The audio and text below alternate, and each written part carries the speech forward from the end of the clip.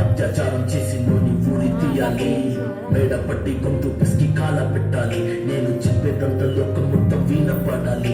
మీ చెల్లి కోసం మీరు జన నిలబడాలి. నేను పాడేది పాటని కథ చిన్నారి మాటలే ఇవి. కన్నులు కల్లార తడి కాపాడేదెవరు మరి? అమ్మాయిల వాకిళ్లలోనే సంఖ్యలు బంధించి మరి రంగుల ముగ్గుల పొడి రక్తంలో మారేని పడి. మమ్మీ నువ్వు ఇంట్లో వదిలేసి వెళితే అంకల్ నా చెయ్యి పట్టి మీద మీద పడితే ఏమని చెప్పను నేను, ఎవరికి చెప్పను నేను? మీరే నేర్పించారు పెద్దోళ్ళు దేవుళ్ళు అని. ఎందుకు మమ్మీ పుట్టించాడు డాడీ నన్ను? అసలు వినాలనుకున్న నేను చిన్న మామ కథలు, ఆడపిల్ల బాధలన్నీ చెప్పుకునే బదులు పుస్తకాన్ని చంపేస్తుంటే తప్పుకుంటే విసురు. చిన్న బట్టలు వేసుకుంటే చంపేయాలా?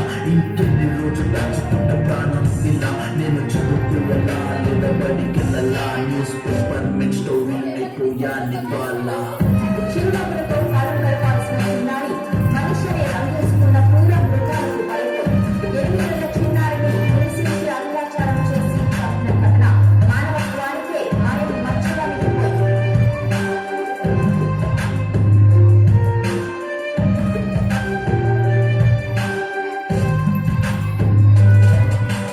విలేజ్ పిల్లాని కాలేజ్కి వెళ్ళాను, డిస్టింక్షన్ కొట్టేసి డిస్ట్రిక్ట్ లో దాటాను. సిటీకి రాగానే సిటీలు కొట్టారు. నల్లగున్నానని నేను నవ్వుల పాలయ్యాను. నల్ల మీద చీపిసి దీవించి గురువులు నడు మీద చీపిసి కోరారు. పరుగులు చింక పిల్లలాగా నేను తీశాను. పరుగులు చనిపోయిన కూర మీద పడ్డారు గురుగులు. ఏదో సాగుతామని క్లాసెస్ కి వెళ్తే ఓ వ్యక్తిలో పడుతున్న వెంట పడనే చిన్న చూపు చూసి నా చున్నీ లాగాడు.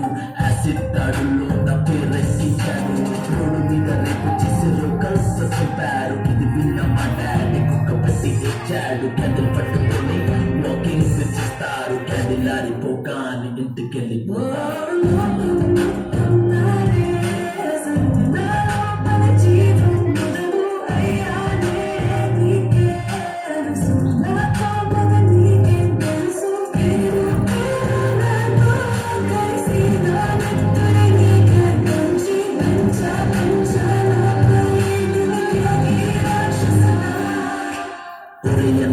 నన్ను పెంచావుగా, నా పెళ్లి కోసం బరువులను మోసావుగా. ఇల్లు వదిలి ఇంటి పేరు మార్చారుగా. ఆయన ఎరుపు కూడా నవ్వుతోని దాచానురా. అమెరికా సంబంధం అన్నారు, మొదట్లో విన్నంటే విన్నాను అన్నాడు.